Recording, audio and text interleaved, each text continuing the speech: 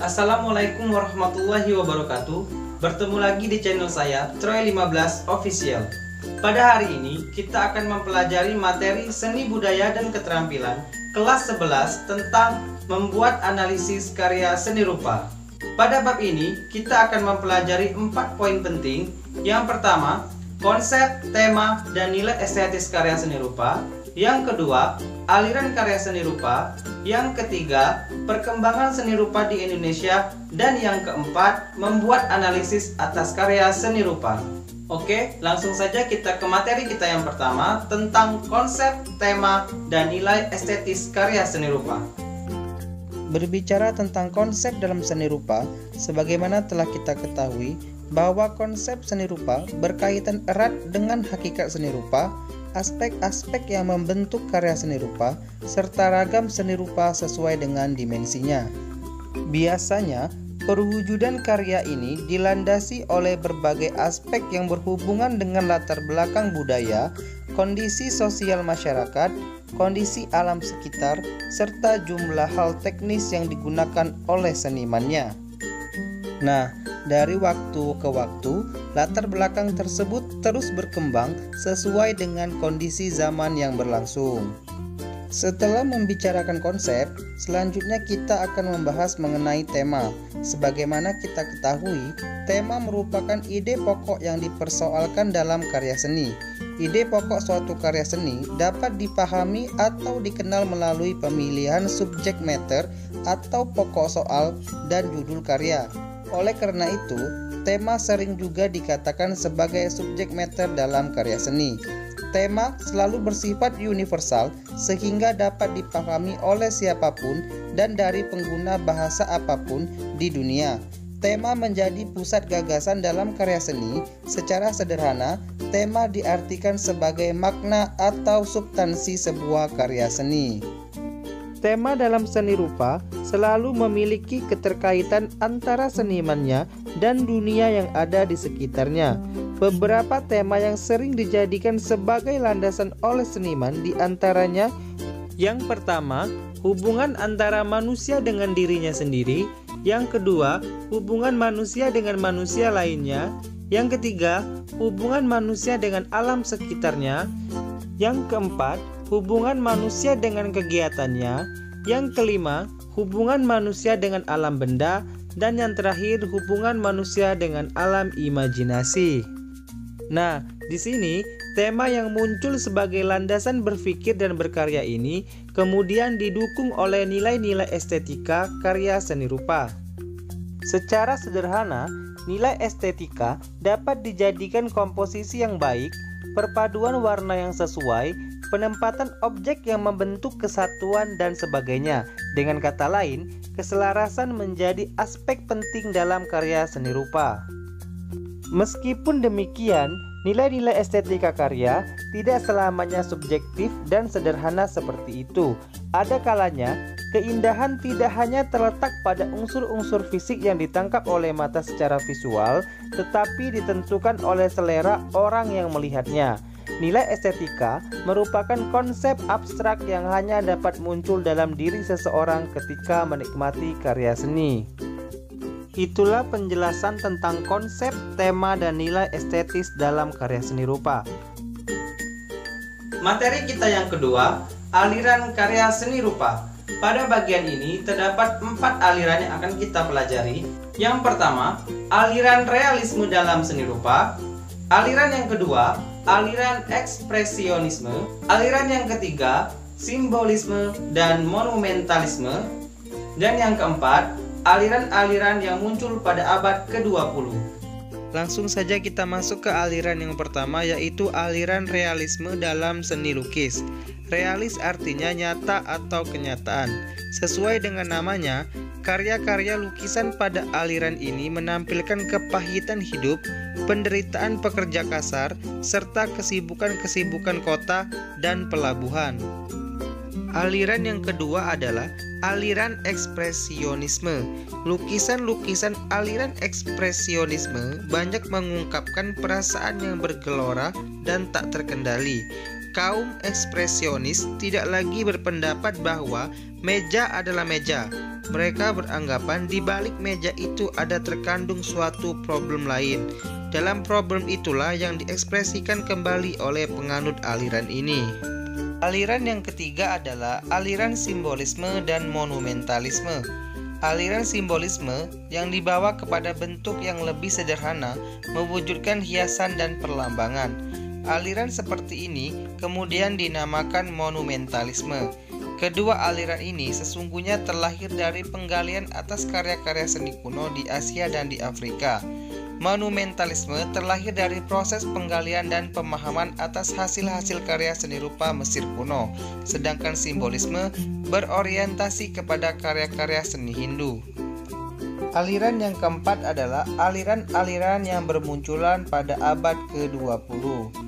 Aliran-aliran tersebut antara lain, yang pertama, aliran Fauvisme, yang kedua, aliran Kubisme, yang ketiga, aliran Esensialisme, yang keempat, aliran Dadaisme, yang kelima, aliran Surrealisme, yang keenam, aliran Neorealisme, yang ketujuh, aliran Neoklasisisme, dan masih banyak lagi aliran-aliran yang lainnya.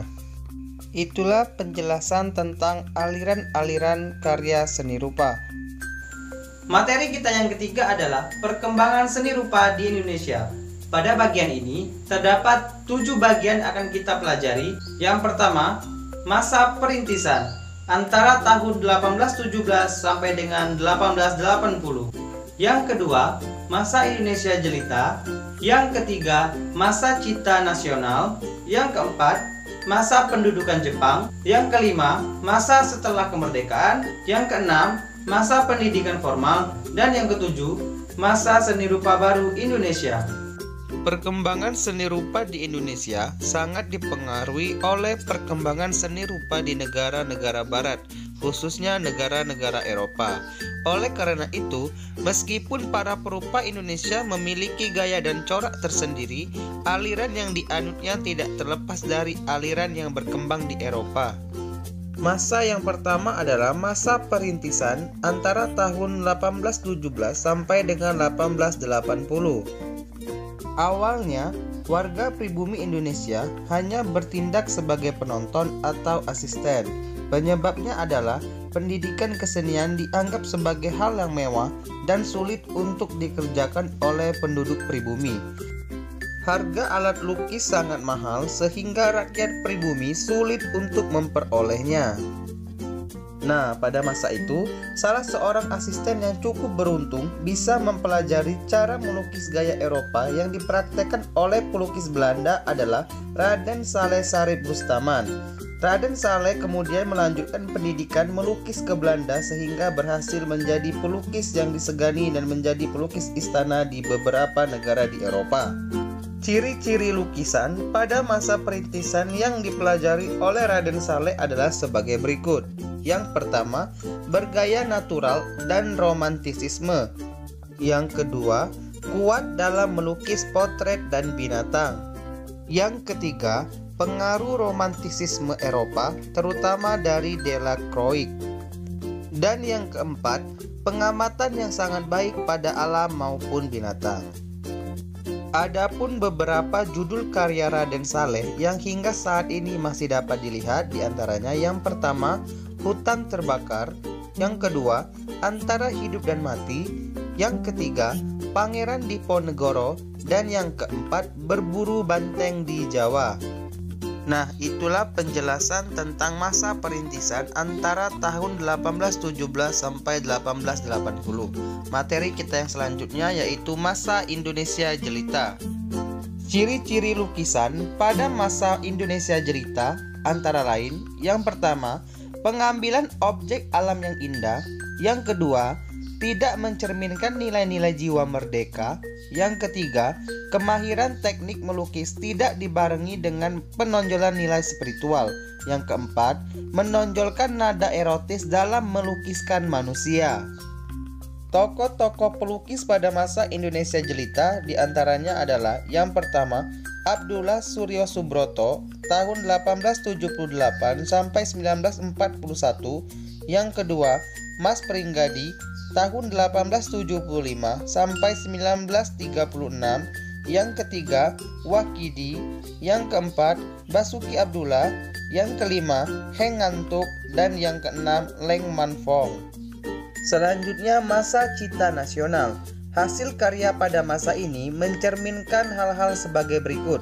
Yang pertama, mementingkan nilai-nilai psikologis.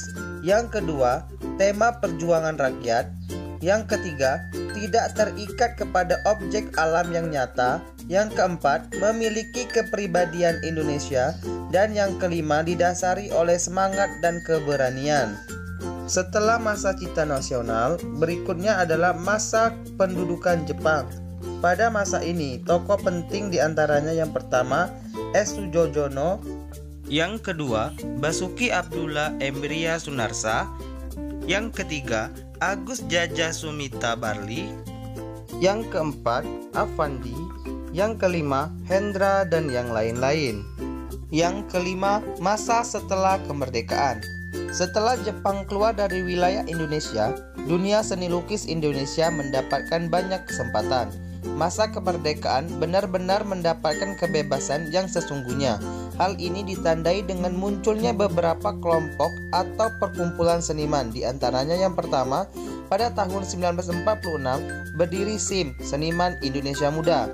Yang kedua, pada tahun 1947 berdirinya Perkumpulan Pelukis Rakyat yang dipimpin oleh Afandi dan Hendra yang keluar dari Perkumpulan SIM. Yang ketiga, pada tahun 1948 berdiri perkumpulan yang memberikan kursus menggambar, yaitu Prabangkara. Pada tahun 1950 di Bandung berdiri Balai Perguruan Tinggi Guru Gambar yang dipelopori oleh Profesor Syafi'i Sumbardja. Dan yang terakhir, pada tahun 1959 Balai Perguruan Tinggi Guru Gambar berubah menjadi jurusan seni rupa pada Institut Teknologi Bandung. Yang keenam, masa pendidikan formal. Periode ini diberi nama masa pendidikan formal karena tumbuh kesadaran atas pendidikan seni pada diri seniman Indonesia. Pada periode ini berdiri pula sejumlah lembaga pendidikan yang melahirkan banyak seniman lukis di Indonesia. Yang pertama, berdirinya ASRI, Akademi Seni Rupa Indonesia. Yang kedua, semakin kokohnya posisi Perguruan Tinggi Guru Gambar, sekarang jurusan Seni Rupa ITB, yang dipelopori oleh Profesor Syafi'i Sumbardja di Bandung. Yang ketiga, guru gambar pada tingkat sekolah-sekolah menengah menuntut terbentuknya jurusan seni rupa pada perguruan tinggi keguruan. Hal ini kemudian melahirkan jurusan seni rupa pada Institut Keguruan dan Ilmu Pendidikan IKIP Bandung, sekarang Universitas Pendidikan Indonesia. Yang ketujuh, masa seni rupa baru Indonesia. Pada masa ini, kesenian yang diciptakan berlandaskan pada sejumlah konsep sebagai berikut. Yang pertama, tidak membeda-bedakan disiplin seni dengan cara menghilangkan batasan-batasan seni yang lama. Yang kedua, membongkar peristilahan seniman sebagai atribut kalangan akademis, sedangkan masyarakat kecil yang aktif dalam seni tak dianggap. Yang ketiga, mengutamakan ekspresi. Yang keempat, menghilangkan sikap mengkhususkan cipta seni tertentu. Yang kelima, mengedepankan kreativitas dan ide baru. Dan yang keenam, bersifat eksperimental, artinya menciptakan suatu yang baru melalui berbagai media. Itulah penjelasan tentang perkembangan seni rupa di Indonesia. Materi kita yang selanjutnya adalah membuat analisis atas karya seni rupa. Membuat analisis karya seni rupa adalah kegiatan mengamati dan membuat penafsiran atas sebuah karya seni rupa berdasarkan unsur-unsur yang terkandung di dalam karya seni rupa. Dalam menganalisis sebuah karya seni rupa, terdapat langkah-langkah yang harus kita lakukan. Yang pertama, pilih atau tentukan salah satu karya seni rupa murni yang akan dianalisis, baik karya seni rupa 2 dimensi maupun karya seni rupa 3 dimensi. Yang kedua, persiapkan pena dan kertas untuk mencatat hal-hal temuan dari karya seni rupa yang diamati. Yang ketiga, luangkan waktu untuk mempelajari isi atau makna sebuah karya seni rupa, baik lukisan maupun patung. Selanjutnya, catatlah hal-hal yang terkait dengan karya seni rupa seperti objek-objek, orang-orang, tempat, dan tindakan-tindakan dalam karya tersebut. Kemudian, pikirkan dan catatlah beberapa langkah-langkah dalam menganalisis karya. Misalnya, karya yang dianalisis adalah lukisan, maka langkah-langkah kerjanya adalah sebagai berikut. Yang pertama, deskripsi. Yang kedua, elemen seni. Yang ketiga, komposisi dan susunan. Yang keempat, konteks karya seni rupa, baik sosial dan budaya. Yang kelima, riwayat hidup atau latar belakang. Dan yang keenam, makna dalam karya seni rupa. Itulah pembahasan dan penjelasan tentang membuat analisis karya seni rupa. Jika dalam video ini terdapat kesalahan dan kekeliruan, saya mohon maaf. Dan sekali lagi jangan lupa untuk subscribe, like, comment, and share video ini agar channel ini terus berkembang. Saya akhiri, wassalamualaikum warahmatullahi wabarakatuh.